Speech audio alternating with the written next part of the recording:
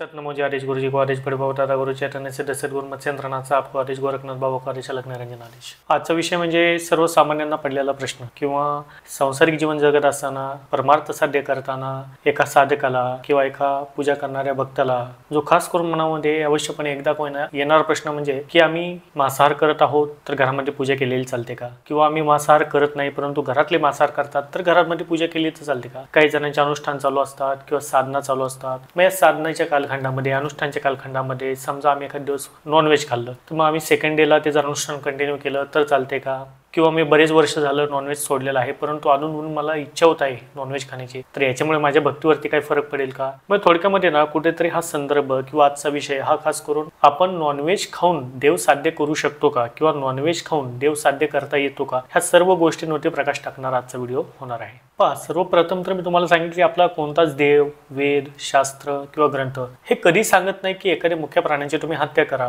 किंवा एखाद्या प्राण्याचं तुम्ही मांस भक्षण करा किंवा तुम्ही मांसाहार करा। कारण पहा, देव असेल किंवा शास्त्र असेल हे प्रथम चरण असते की सात्विक प्रणालीतनं पुढे कसं एखादा साधक जाईल याच्यावरती ते तत्व प्रधान असते किंवा त्या तत्वाला ते पुढे जाणारे किंवा त्या साधकाला नेणारे हे असते।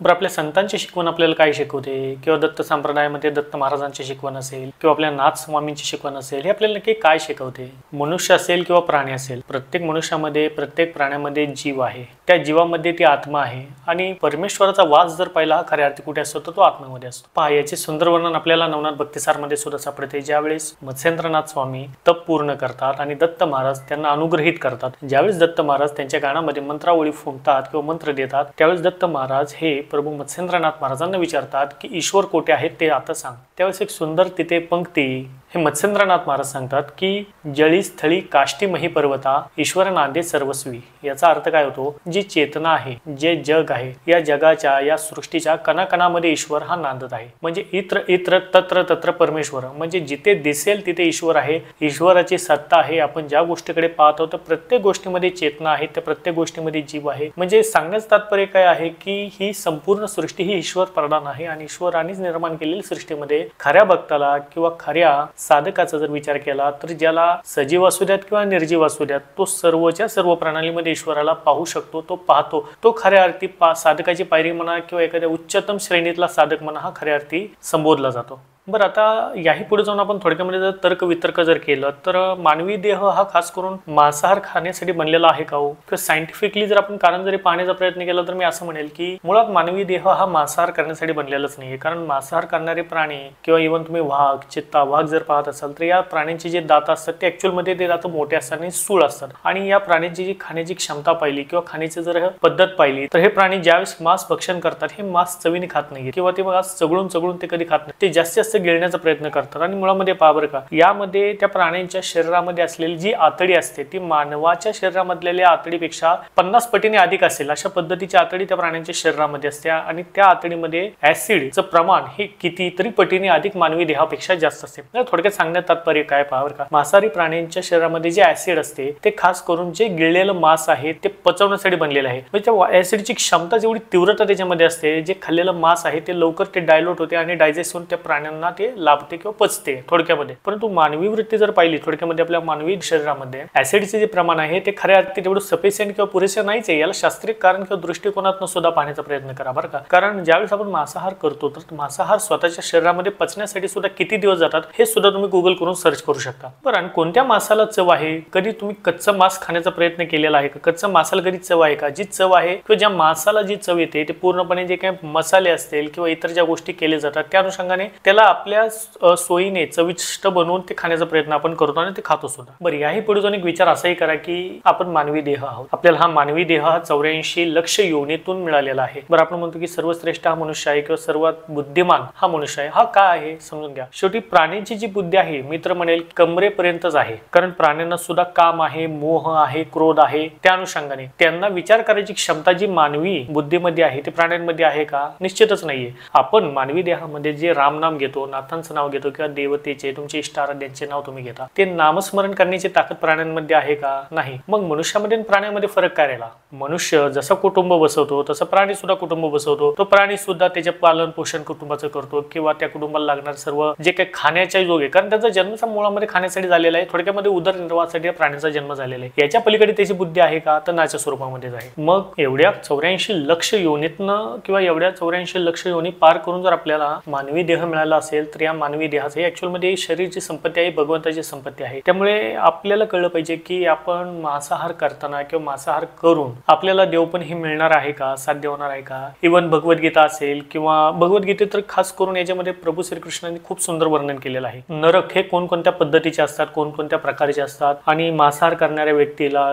जो पशु हत्या करतो, पशु हत्या करून त्या पशुच्या मांसाचं सेवन करतो, अशा मनुष्याला कोणकोणत्या पद्धतीच्या यातना या नरकामध्ये भोगावं लागतात, याचं यथोचित वर्णन आपल्याला भगवद्गीतेमध्ये सुद्धा सापडते. बरं, सांगण्यात तात्पर्य भगवद्गीता असेल किंवा श्रीमद भागवत असेल किंवा शिवमहापुराण असेल, हे कोणत्याही पद्धतीने मांसाहार करून तुम्ही सेवा करा हे सांगणार कदापि नाही. उलट तुम्ही सात्विक राहून सर्वांप्रती प्रेम अर्पण करून, शेवटी तो प्राणी जरी असेल शेवटी त्याच्यामध्ये सुद्धा जीव आहे, आत्मा आहे, त्याला सुद्धा वेदना होतात. आणि कायम लक्षात ठेवा, तुम्ही कधीही एक ऑब्झर्व करा, ज्या तुम्ही चिकनच्या दुकानामध्ये कोंबडी वगैरे कापली जातात, त्या कोंबड्या ज्या एकमेकांना पाहत असतात त्या इतर कोंबड्या सुद्धा पाहत असतात, त्यांना सुद्धा कळत असते की इथे कापल्या जात आहे. आणि ज्या वेळेस अशी पशु हत्या केली जाते त्याच्यानंतर आपण ती घरी घेऊन येतो. बरं, ती घरी तुम्ही काय घेऊन येतात हा आपण विचार करा. त्या आणलेल्या पिशवीमध्ये त्या मटण असेल किंवा तुम्ही जे चिकन आणत असेल त्या पिशवीमध्ये साक्षातपणे एका पद्धतीने त्या प्राण्याची तळतळाट, त्याचा चील किंवा त्याला आपण म्हणूया ना त्याचं ओरडणं, त्याचं रक्त हे तुम्ही घेऊन येतात आणि तुम्ही त्या ताटामध्ये ते सजवून अगदी आनंदाने खात आहात. मग तुम्ही विचार करा, ज्या ताटामध्ये तुम्ही अन्न खात आहात, सेवन करत आहात, त्या ताटामध्ये सात्विक पद्धती आहे, शांतता प्रदान करणार अन्न तुम्ही सेवन करत आहात, की एका प्राण्याचा तळतळाट, त्याचा शिव्या, श्राप, चिल्ला, पुकार घेऊन तुम्ही ताटामध्ये स्वतः खातात, याचा विचार अवश्यपणे करा. कारण पहा बरं का, मी यापूर्वी सुद्धा सांगितलं आहे, आपण जसं अन्न सेवन करतो त्याप्रमाणे आपलं मन सुद्धा बनतं. आणि ज्या अनुषंगाने जे 3 प्रधान तत्व आपल्याला सांगितलेले आहे, सात्विक असेल, राजसिक असेल आणि तामसिक असेल, मुळामध्ये सात्विक तत्वामध्ये मांसाहार करणे, मांसाहार करून तुम्ही कोणत्या पद्धतीची सेवा करणे, पूजा आराधना करणे हे निषेधच आहे. सात्विक प्रणाली किंवा सात्विक पद्धतीमध्ये किंवा सात्विक जेवढे देवता येतात सात्विक पद्धतीमध्ये किंवा सात्विक प्रणालीमध्ये, हे संपूर्णपणे साधकाला सात्विक पद्धतीनेच भक्ती मार्गातून पुढे कसं जायचं हे शिकवले जातात. बरं, आता याही पुढे जाऊन तुम्ही म्हणाल की मग आम्ही घरामध्ये मांसाहार करतो किंवा मग आम्ही मांस खाऊन जर पूजा केली तर चालते का?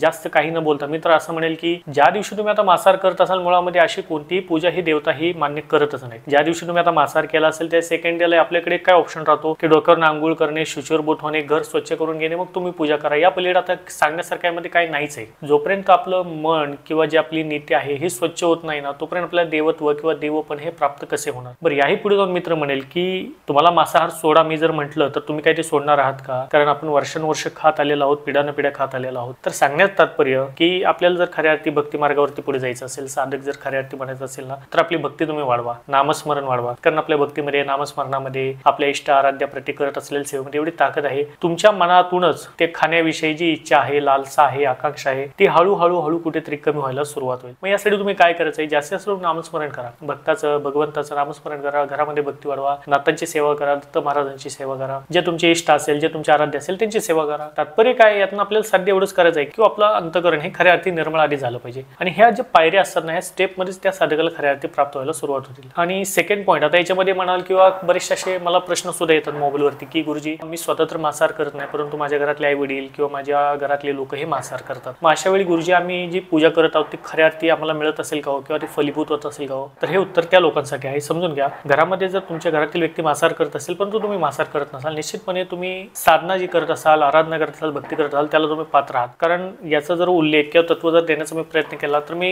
याला इनडायरेक्टली संबोधन असं करेल की भक्ती ही रावणाच्या राज्यामध्ये राहून सुद्धा बिभीषणाने केलेलीच होती ना. कारण रावण किंवा राक्षसांच्या श्रेणीमध्ये, राक्षसांच्या योनीमध्ये जन्म घेऊन सुद्धा बिभीषणाने जर लंकेसारख्या राज्यामध्ये राहून रामाची भक्ती केली तर आपण सुद्धा त्याच अनुषंगाने करत आहोत. जर तुम्ही मांसाहार करत नसाल, नॉनव्हेज खात नसाल तर वेल अँड गुड, निश्चितपणे तुम्ही भक्ती मार्गाच्या योग्य पथावर आहात. परंतु घरचे जर करत असतील ना, त्यांना करू द्या, त्यांना अडवण्याचा प्रयत्न करू नका. शेवटी तुम्ही तुमच्या घरामध्ये पावित्र्य वाढवा, तुम्ही तुमच्या घरामध्ये नामस्मरण, संकीर्तन, भगवंताचे जे काही गोष्टी आहेत किंवा भक्ती मार्ग आहे ते घरामध्ये जास्तीत जास्त वाढवायचा प्रयत्न करा. आणि हा या लेवल पर्यंत ज्यावेळेस येईल की तुमचं अनुकरण हे घरातील लोक करायला लागतील, तेव्हा आपसुकपणे ना त्यांची बुद्धी म्हणा किंवा त्यांची वासना म्हणा त्या अन्नाप्रती, कोणत्या नॉनव्हेज अन्नाप्रती हळूहळू कमी व्हायला सुरुवात होईल. आणि एक ना एक दिवस असा निश्चितपणे येईल की घरामध्ये तुमचं नॉनव्हेज बनायचंच बंद होईल. ज्या चुला किंवा ज्याला आपण म्हणूया गॅसवरती जे नॉनव्हेज बनत होते त्या ठिकाणी तुम्हाला दही, दूध, जे भगवंताला प्रिय असणारे तूप किंवा असे जे सात्विक पदार्थ आहेत ते तुम्हाला आता खऱ्या अर्थी दिसायला सुरुवात होतील. त्यामुळे बेस्ट वे अशा घरातील लोकांना म्हणजे आपल्याच लोकांना विरोध न करता तुम्ही तुमची भक्ती किंवा तुमचं नामस्मरण निश्चितपणे वाढवायला प्रयत्न करा.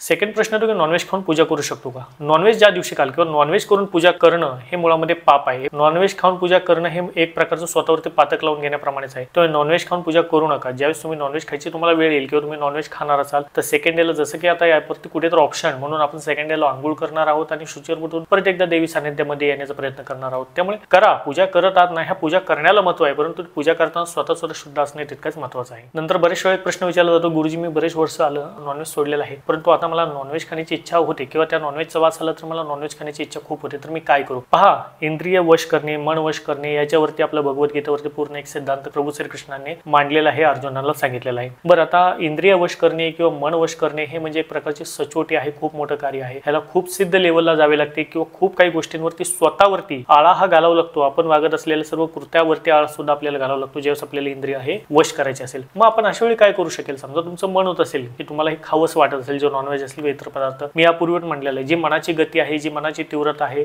एका क्षणामध्ये एका मिनिटामध्ये 50,000हून अधिक जास्त विचार करायची क्षमता आपल्या मनामध्ये आहे, मानवी मनात आहे. त्यामुळे जर आपलं मन आपण जर वेगळ्या दृष्टिकोनाकडे वळवलं, वेगळ्या गोष्टींकडे जर थोडंसं तुम्ही तुमचं मन हे डायव्हर्ट केलं, वेगळे विचार करायला सुरुवात केली, आपसुकपणे ना हे विचार यायचे तुमच्या मनामध्ये कमी होतील. कारण आपण जी कोणती जरी कृती करत असेल ना, मी यापूर्वी पण म्हटलेलं आहे, सर्वात प्रथम ती कृती होती आपल्या मनामध्ये. आपण जे वागत आहोत, आता आपण जे बोलत आहोत, आपण जे करणार आहोत, हे आधी ठरले जातं आपल्या मनामध्ये. इनडायरेक्टली ती कृती कधी होत, आधी मन ठरवतं, मग आपलं शरीर पुढे अनुमोदित करतं. त्यामुळे आपलं जे मन आहे ना ते आपल्याला पकडून ठेवायचं आहे. आणि हा विचार नक्की करा की जे मी आता करणार आहे, किंवा आपल्या मनाला विचारा, आपलं मन हे आपल्या समोर उभं करा आणि ते मनाला विचारा, जी आता मी गोष्ट करणार आहे, जी गोष्ट मी करायला चाललो आहे ती योग्य आहे का? तुम्हाला जर म्हटलं तुमचं मन हे योग्य आहे तरच करा. कारण तुमचं मन बरेच वेळा असं सुद्धा होणार आहे जे अयोग्य आहे, जे नीतीला धरून नाही अशा गोष्टीच ते करायला आधी प्रवृत्त करेल, जे शॉर्टकट आहे ते मारायला प्रवृत्त करेल. म्हणजे काय, एका ठिकाणी एखादा भक्त किंवा भक्ती मार्गाचा एक रस्ता आहे आणि दुसरा रस्ता हा एन्जॉय करणाऱ्या दिशेकडे जात आहे. एक्झाम्पल मी देत आहे बरं का. मग एन्जॉय करणाऱ्या दिशेमध्ये तुम्हाला बऱ्याचशा गोष्टी तिथे दिसतील जे तुमच्या मनाला सुखवणारे असतील, तुमच्या मनाला, तुमच्या चेतनेला, तुमच्या सर्वांगाला सुखकारक देणारे असतील. म्हणजे थोडक्यात काय, ज्या गोष्टींपासून सुख उत्पन्न होईल, ज्या गोष्टींपासून इंद्रिय भोग घेण्याची लालसा उत्पन्न होईल, त्याच्याकडेच आधी मन हे जाणार आहे. परंतु हे असं होऊ देऊ नका. त्या मनाला स्वतः तुम्हाला समजून सांगावं लागेल की हा मार्ग आपला नाही, आपला मार्ग हा भक्ती मार्गाकडे जाणार आहे. भलेही वेळ लागेल, कारण आपल्याला शॉर्टकट मारायचं नाही, भलेही काटे असतील, परंतु जो त्याचा अंत आहे त्याच्यामध्ये विजय हा निश्चितपणे आपलाच होणार आहे. त्यामुळे आपल्या मनाला कुठेतरी कंट्रोल करायला शिका. कारण बरेचसे गोष्टी, बरेचसे प्रॉब्लेम, बरेचसे रोग सुद्धा हे आपलं मन ज्यावेळेस आपल्या नियंत्रित होते त्याच वेळेस हे खऱ्या अर्थी आपल्याला बाधत नाहीत. पहा, योग शास्त्रामध्ये सुद्धा सर्वात प्रथम जी सुरुवात केली जाते, आपल्या श्वासांवरती जे नियंत्रण केले जाते, जे श्वासावरती नियंत्रण करून जे आत्मा आणि परमात्माचा जो भेद आहे हा उलगडण्याचा प्रयत्न योगशास्त्र हे सर्वप्रथम पायरीमध्ये करते. त्यामुळे योगशास्त्रामध्ये सुद्धा ज्यावेळेस आपण कोणतंही आसन करतो किंवा योगशास्त्रामध्ये आपण कोणत्याही पद्धतीचं ध्यान धारणा करतो, ध्यान लावलं जातं, त्यावेळेस पहा आपल्यामध्ये बदलाव काय येतात. किंवा आपल्याला खास करून ध्यान धारणा करत असताना किंवा भ्रुकुटीमध्ये किंवा भ्रुकुटी मध्यस्थानी ज्यावेळेस आपण ध्यान केंद्रित करतो त्यावेळेस आपलं मनच आपल्याला कंट्रोल करायचे असते. ध्यान धारणेमध्ये शिकवले काय जाते किंवा आपण शिकत काय असतो तर आपलं